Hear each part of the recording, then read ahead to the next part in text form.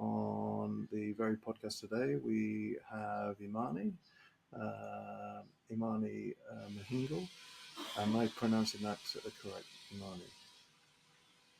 Okay, perfect. Glad I've got that right. So yes, we've got Imani Muhingo as joining us for a conversation regarding uh, his life working with Alpha Capital out of Tanzania, and we're going to get to know him a little bit better, a bit of his background, find out what makes Imani tick, and hopefully we'll gain a few smiles along the way as well. Okay, perfect. Let's jump into the first section or the segment of the call. What is one of the, let's say, most surprising things about you that most people don't know about? And that could be anything like, let's say, pastime, sport that you play, I don't know, rock climbing, who knows? You tell us. Um, I think I meet most people in a professional capacity. So people would just expect that, you would be familiar with economics and finance, and that when people see you in a professional capacity, they limit you to that professional capacity. And when I get into discussions, for instance, about astronomy, a lot of times people get surprised that I can hold a conversation about astronomy maybe for 30 minutes. You know, it is something that people would not expect at all. And say history, I'm a fan of history. I'm a really big fan of history. And when we start talking about, just the just history, just things that happened maybe in the 1800s and all of that, a lot of times people get surprised because all they expect from you is ratios and PE ratio and things like that. So I get people get surprised a lot. I play soccer, although I haven't played for a while. But when I played, I really played soccer. But the last time I played, the last time I played, it was about 2 years ago. But not not that. It's just out of exercise. But when I was in high school, I really played soccer. I could have ventured into that career if I thought it is something that would really pay. Who or what has been the biggest influence on shaping your career? I can't really pinpoint that to one particular area. I remember how I got into capital markets. I was in college and I was in my third year, my final year, and you know, we just got introduced into a subtopic, just a subtopic of capital markets. And then the DSC was conducting, that was 2016. The DSC was conducting an investment challenge. So they give students, college students, virtual money. By the time it was about 2 million shillings, and you are given a chance. There's a platform that you invest in virtual shares, the same shares that are listed on the exchange. You invest in the same shares for it was for 3 months, and I failed miserably, miserably. I did not even expect what happened, but then because I failed, I really wanted now. I wanted to compensate that, so I wanted to invest myself in real shares, have the same access that I had in that platform, and that was all digitalized. And I realized that I could not. But by the time my mom bought some shares for me, I was not really active in capital markets. So I owned some stocks, but all of that was from my mother. So I wanted to do it myself, and I wanted to do it remotely. And I realized that I couldn't. So the DSC developed a platform for students and for this investment challenge, but there was no platform for real investors. And I said, why not? So I decided I'm going to create one. Unfortunately, I did not study IT, so I was at the mercy of programmers and coders. I partnered in different occasions. I think I entered into about 5 partnerships, and we never materialized into anything. But that shaped my focus in the beginning. So I started just learning everything about capital markets. I started learning about the DSC itself, and I started learning about global capital markets, how they work, how they tick, how do shares operate. I wanted to get to the efficiency of it, and where can I get in and put that thing online and open access to the whole market. There's until now less than 1% of the population here invests in capital markets in equities. So I wanted to open that, put that remotely for commercial reasons, but then to see an impact in the community. And now studying about the market, that developed other interests. As I said, it failed. It did not materialize into building anything significant. But the foundation, maybe I'll tell that story later. But the foundation of it is what created the back office system that we are using at Alpha Capital right now. So at least it materialized into something. Yeah. But then I did not want to get employed anywhere. I just wanted capital markets, and I opened my own company. I wanted to, I want to create something for the market. So I got an offer from a bank at some point. I rejected because I wanted to stay in capital markets until some point. The the largest broker at the time, Orbit Securities, they were looking for the Vodacom IPO. That project was too huge for them, so they needed extra hands, and they looked for interns. They hired about 10, 11 interns, new interns, and I was part of the team. So I was excited about the offer because I wanted capital markets. So getting an opportunity to work at a brokerage firm, that was, although I rejected a job offer from a bank, but this is different. So I got into to Orbit, and a few months there, I realized, okay, now what I'm doing might not materialize into something significant. Now understanding the scope of the market, the size, and what I could get out of it, the commission, the size of the commissions, and I'm going after a portion of the commission that brokerages make. The commission itself right now is not, it's not something significant that can sustain the brokerage industry. Now I wanted a portion of that, you can imagine. So I realized, okay, now this the business. I did not focus on the business case. I was going maybe emotionally. I was just excited. I wanted to create something that is mine and become an innovator and something like that. And by the time, I'm looking at a lot of documentaries. I looked at Alibaba and Jack Ma. You get really excited about these fintechs, eh? So I think that excitement carried me over.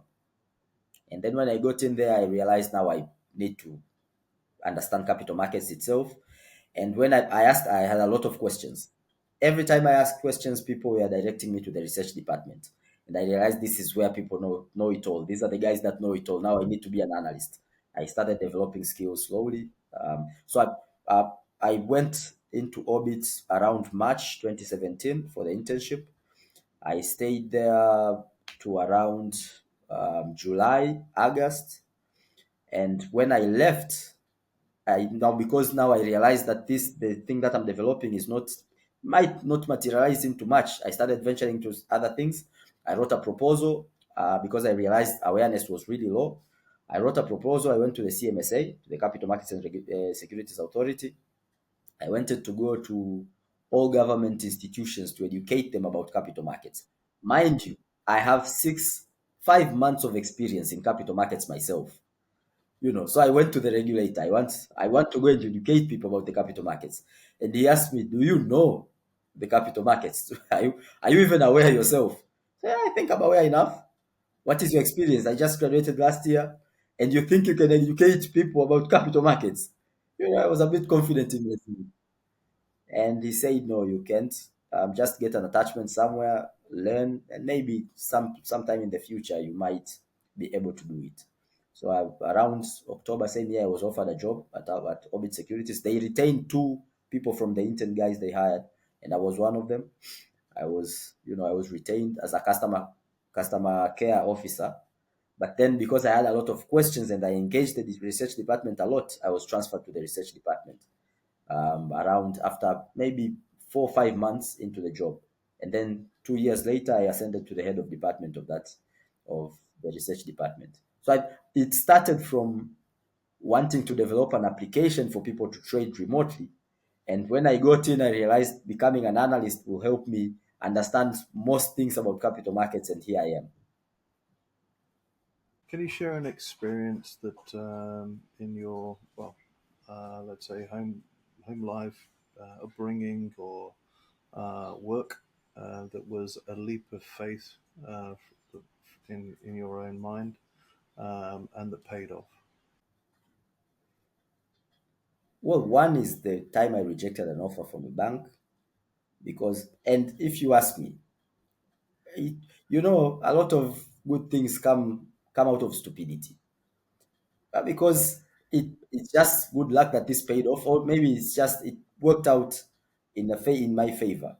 But I rejected the offer because I did not want to get employed, because I wanted to do something for the market, because I created my own company, and that excitement made me do that, made me reject that offer.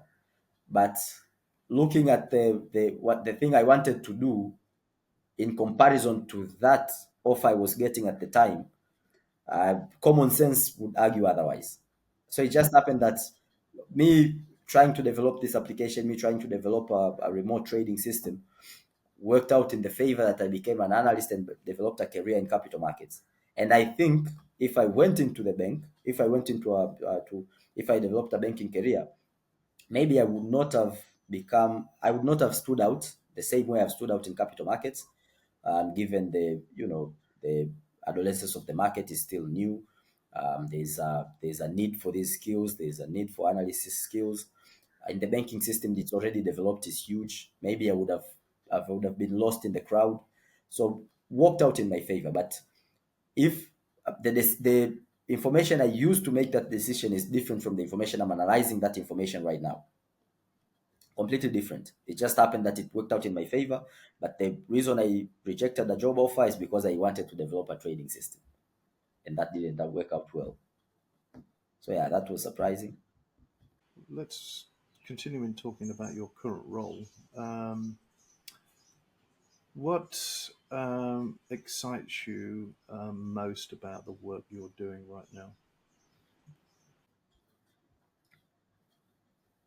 Well, the amount of knowledge that I have to consume, the exposure that I get in different areas, and I'm really grateful for, for working in this. For instance, I have the basic knowledge of how cement is manufactured. At the same time, I have a basic knowledge of how a telecommunication company operates, the things that make a communication company tick. I have a basic understanding of how medical and industrial gases are manufactured and distributed. I have a basic understanding of the tobacco industry, not because I've been interested in particularly these industries, or I worked in these industries, just because these industries have companies that are listed on the Dar es Salaam Stock Exchange. And there are other industries that, because somebody came and they want to raise capital, so you have to deal with them. You have to understand their area, their sector, their industry, and that exposes you to a lot of things, makes conversations easier. So that I'm grateful for. I'm really grateful for. What are the largest sector in Tanzania? Is the largest sectors in Tanzania? The biggest sector is agriculture, but in the capital markets, the biggest sector is the banking sector. So agriculture employs up to 60% of the population, 60 to 70% of the population. But among the 22 listed companies on DSE, seven are commercial banks. The financial sector is highly represented in capital markets. Unfortunately, we have only one agriculture company, two actually, two agriculture companies in the stock exchange. One is a tea company, Tatepa, and the other is Yatu, which is associated with some. They faced some challenges 2 years ago. There were some fraudulent activities. It's barely trading. So it represents agriculture, but then it's one of those companies that when you mention, it represents the negative side of what can happen in the market. Are there any new innovations or technologies that are coming out of Tanzania at this moment in time? Well, there's in capital markets specifically, we have seen. So the DSC developed a mobile trading platform. They they did it on my something that I wanted to do. Imagine the exchange itself would be my competitor. How would I have survived? So it was a wise decision to abandon that project. But the DSC developed a mobile trading system, a mobile trading platform. It's an application that one can download, and that has been a game changer for retail investors. It's really taking off. Um, so they plan until 20, if I remember correctly, until 2027, about 50% of the turnover to pass through the mobile trading platform. But it's really helping. And they started that, they've developed that from the investment challenge. So they introduce students like myself to this investment challenge that they can trade online. And then later on, they introduce the mobile trading platform. So the investment challenge itself laid a groundwork to these students who are getting into the employment market, who are getting employed after they graduate. And they understand now about capital markets. They understand what's going on at DSC, and now they're provided with a platform that they can trade remotely. And it's really raising participation. We have seen participation really grow from domestic retail investors. Apart from that, the Capital Markets Authority published, that was last year, published crowdfunding regulations. There's only one platform so far. I haven't followed up how much it has developed and how much it has raised. It's still something that is new. It's it hasn't taken off yet, but it's something that I think it will work well with the venture capital development that is currently being developed. So the CMSA has also published venture capital and private equity fund regulations, and the government is expected to establish a venture capital fund of funds. So I think this will work well with the crowdfunding platforms, because they they would complement each other. Crowdfunding is mostly for startups, and venture capital is also for startups. So I believe maybe in the next 4 or 5 years we'll start to see some traction in the crowdfunding platforms as well as in the venture capital area. Okay, that's interesting. What restrictions? And I think we've spoken about this before, but to explain to others, um, what are the restrictions as far as an investor is concerned as to where they can invest? So, what I mean by that is, if I'm a Tanzanian resident or a Tanzanian national, where can I invest? Can I invest just locally, or is there other markets that I can invest into? Is it other regions in Africa, or is it globally that I can invest in? But just for the people listening in or watching in, just to give them an overview as to how it works. Yeah, so right now until 2022, um, Tanzanian investors were only allowed to invest in Tanzania and the EAC region. And in 2022, the government somehow extended that access, the investment universe, into the SADC region. So right now, Tanzanians can invest in EAC and SADC.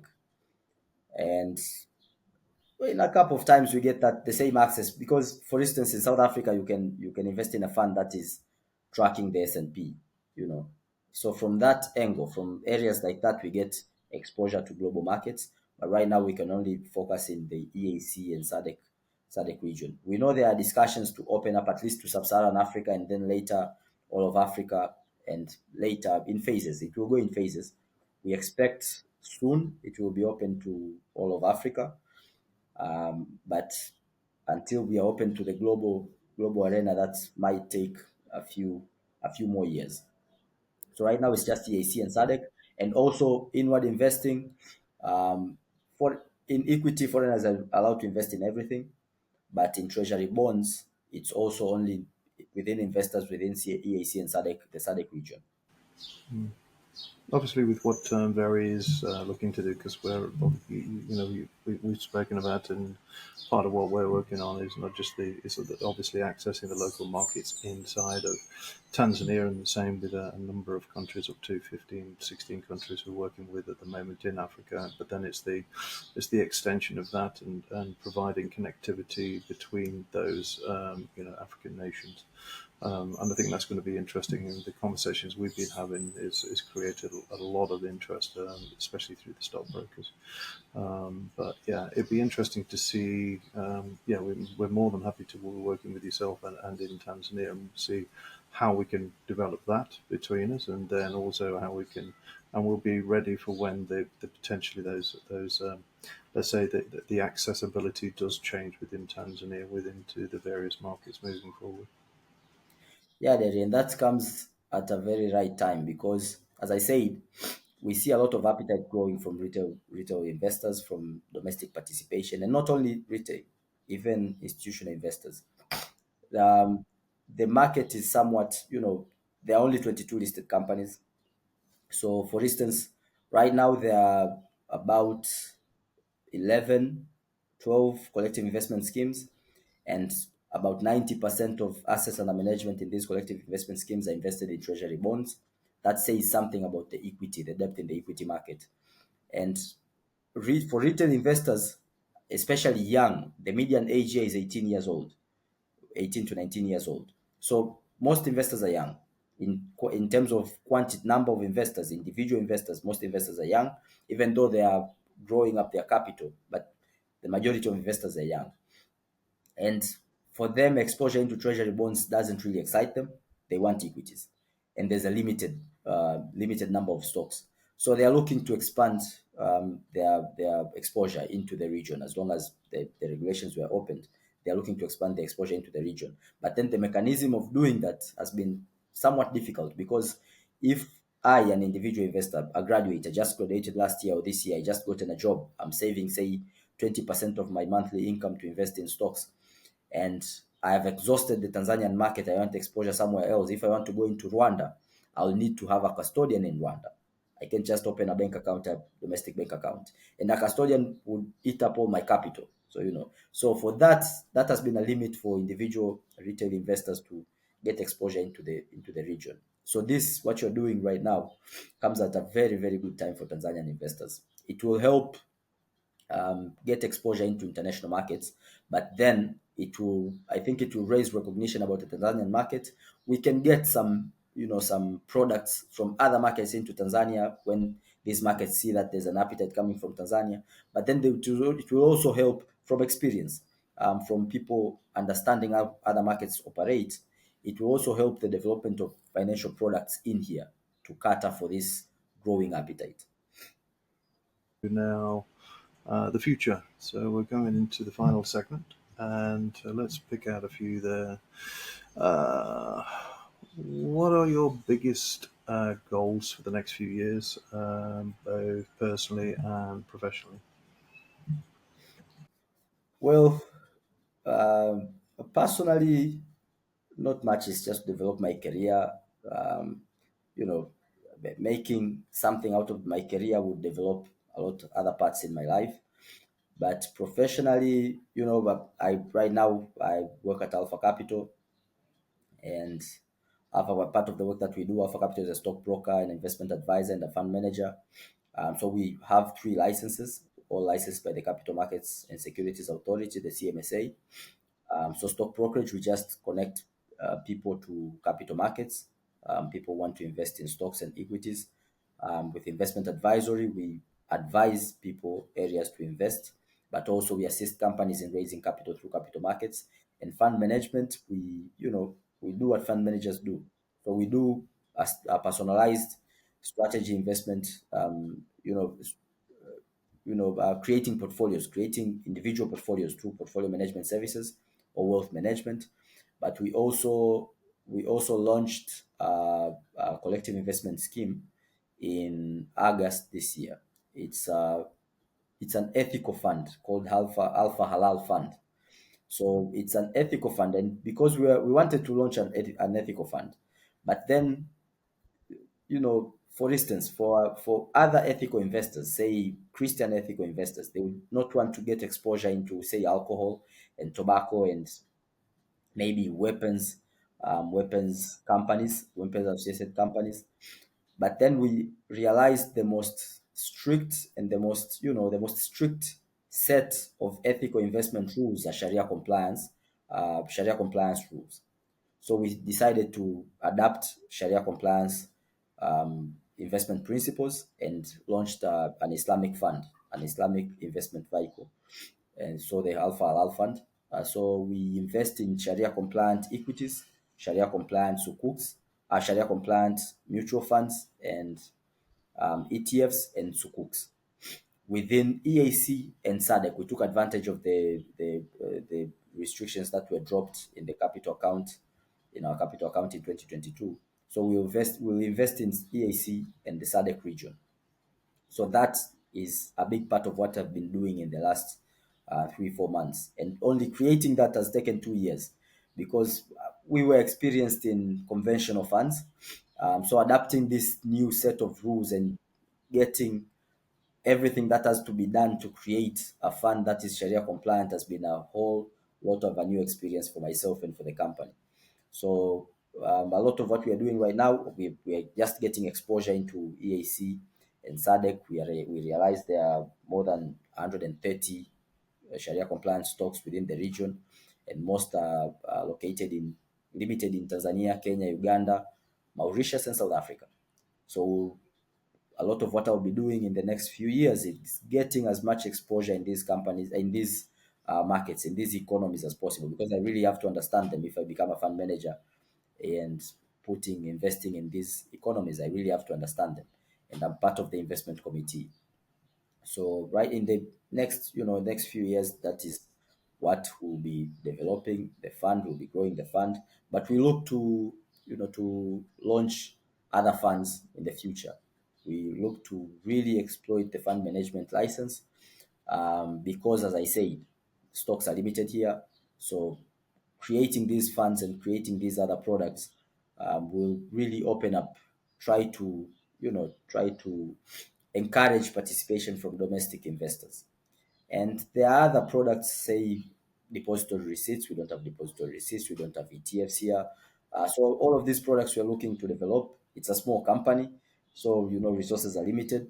If we had resources of, say, a large company, I would do, we would do a lot of these things consecutively. But then human capital is limited and monetary resources are limited. So we started with this.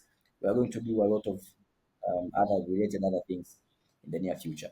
And if this works well, we'll get enough capital to develop other products. So yeah, the focus is developing the fund and growing Alpha Capital and introducing all these new products.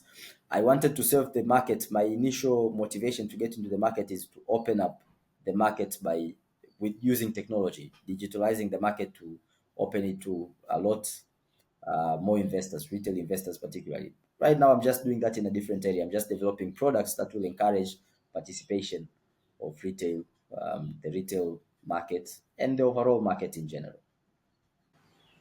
In your mind, how do you see the future as far as Tanzania is concerned in the economy? What's around the corner, and that you see?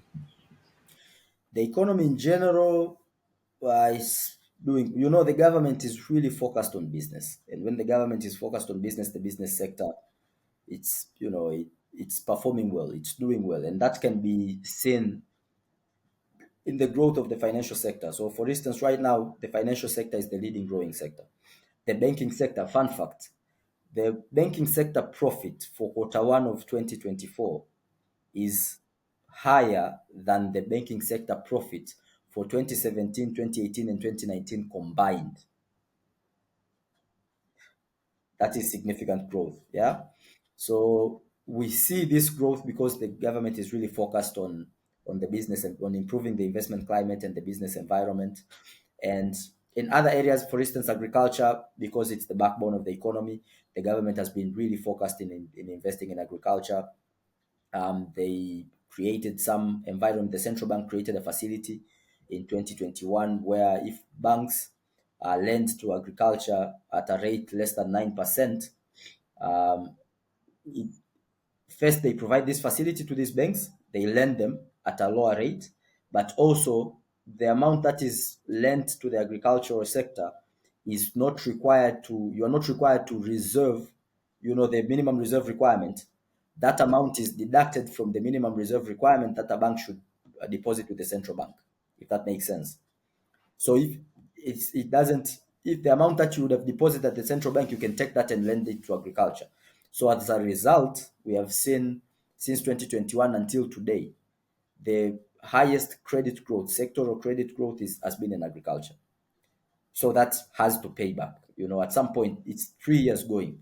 We have to see something. And some of the things have started to pay. This year, um, it's an harvest season right now. It's the harvest season. Uh, the biggest export crop in Tanzania is cashew nuts, and this year marked the historically highest price farmers have gotten from auctions, and that has gone hand in hand with the investment, but also the development of the Tanzania Mercantile Exchange. So the TMX was launched, I believe that was around 2017, 2016, 2017, and that's it. Agriculture is a sensitive sector, so they approached it in a conservative manner. Slowly they approached the and they put crops into TMX slowly, and now they've gotten to cashew. And the auctions, these auctions don't lie. The prices have gone to historical highs. So it's promising. And that tells you that we'll get significant foreign inflows this year from cashew alone. So agriculture is really growing, and this growth in the financial sector and the credit into agriculture is expected to pay back in a few years. And the fact that the banking sector has profits growing and the credit growth, private sector credit growth is at a double digits, 3 years going, that money is going into real sectors. So at some point, real sectors now will start growing more than the financial sector, and that will reflect in the whole economy. So in the economy part, it's well covered. We are, it's really doing fine. I'm excited for the future, and there are some shocks, risks here and there. For instance, foreign exchange, but fortunately, the Tanzanian structure of how we get our foreign inflows it's a hedge by itself.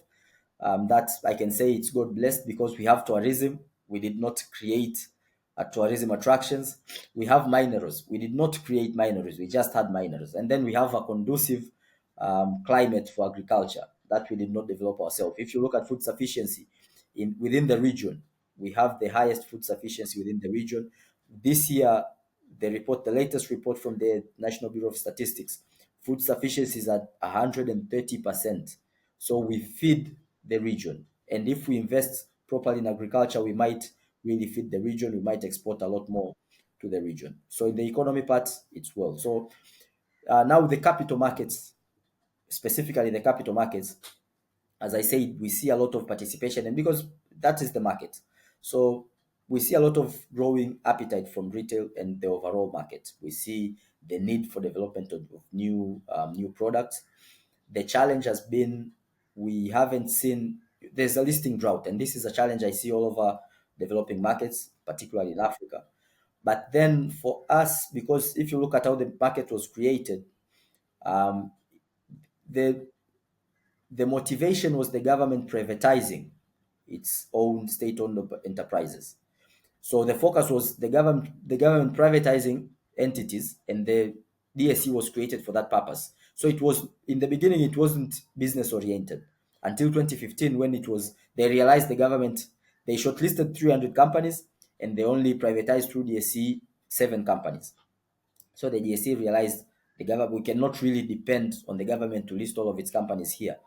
So we have to start developing things, and it was demutualized. It was changed from you know limited by guarantee to limited by shares, and from a non-profit organization to a for-profit organization, and then it was listed in 2016. And we see a lot of things happening during that period until now that are focused on growing business.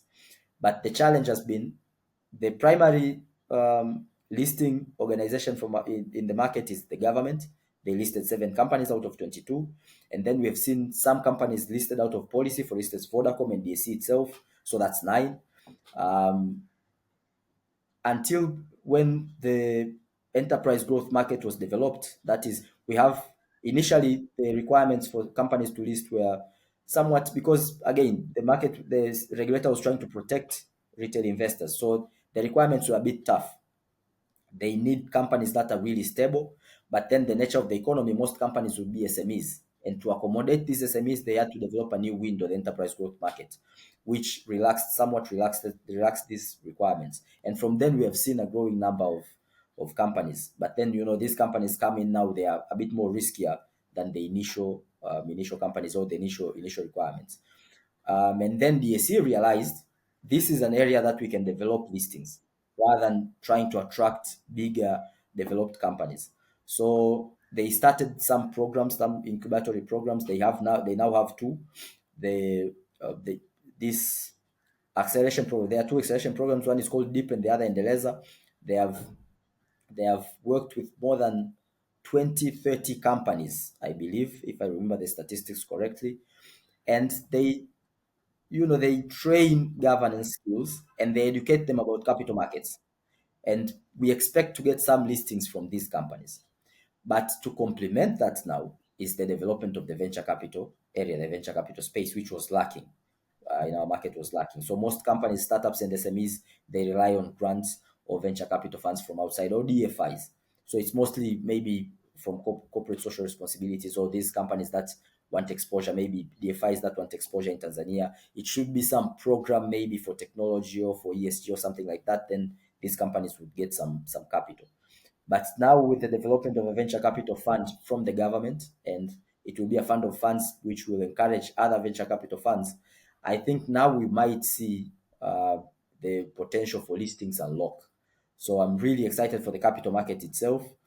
The regulations have been published. We wait for the government to launch that fund and inject capital and lay out the framework of how that will operate. And now the private sector will take it from there and develop private venture capital funds that will now go and unlock this potential from startups and SMEs and potentially exit through the London Stock Exchange. I'm just going to give the floor to you. If there's anything else you want to actually tell the people listening in about, whether it be about yourself, whether it be about work, whether it be about what's coming up, whether it be about the game on Saturday you're watching with football, I don't know. But the floor is yours. You can tell. You can talk about anything. Well, I don't have much. It's just for the audience that is out of Tanzania. Tanzania is an area to look at. It's better to get in while these, the valuations are still low. I know, I know an investor who came into Tanzania. So I saw an article about this company that was relisted. It was delisted in 2011 and relisted in 2018, and the valuation was ridiculous. It was really low, and he said, "But, what am I missing?" So he wired funds and started investing in the company immediately, and he traveled into Tanzania. He came here and saw a lot of low-hanging fruits. He is now a resident in Tanzania. He decided to transfer out here. He came from Australia. He was located in Hong Kong by the time. He came and relocated to Tanzania and launched a fund that is investing all over Africa. Now, because of restrictions, he registered the fund outside of Tanzania, but he's located in Tanzania and he's investing all over Africa. So things like that are still going on. There's still a low hanging fruits all over. Our two largest banks are trading at PE ratios of less than 5. You can imagine. We have a bank that is trading at a PE ratio of 1.05 as we speak. But it has some. It's a small bank. It's growing with the banking sectors. It's growing, but these opportunities, they are here. They exist in Tanzania. If you get a proper financial advisor and get the navigation properly, there are low-hanging fruits here. So it's a market to look at, and we are excited about the near future. There's a lot of things the government is doing. There's a lot of developments in the capital market space itself. So just take your time, look at Tanzania a bit, and reach out. It was a very easy thing for me just listening in. So you did all the hard work, and I just actually just yeah offered the Yeah. questions. Thank you so much for having me. And it's a great initiative you're doing here because we need, as I said, for instance, when I was getting into the market, we tend to really focus on the global capital markets, and we forget that there are low valuations, there are growing stuff just around us. So, for instance, I know more about the New York Stock Exchange than the stock exchange in Namibia, and there might be really good valuations in Namibia, and I would understand. I'm in a better place to understand the risks in Namibia than a global fund manager, someone who is outside of Africa. Me located just near the country, I understand because I understand how the globe views Tanzania, and I know what's going on here. So I guess I'm better placed to understand the risks in Namibia, and I can handle them, I can carry them. So it's really important to connect the regional markets. What you're doing here, you are opening up. I'll listen to other podcasts from participants from other markets and just get a feel and understanding of how these other markets are operating and what's going on there and the opportunities that we can get into. As much as, for instance, now we have a fund that is investing all over SADC and EAC, it's imperative for us to understand the markets around SADC and EAC, but also we see a growing appetite of investors wanting to go across the Tanzanian borders. So it's really important to get this interconnectivity within the region. So thank you so much for having me and for doing this.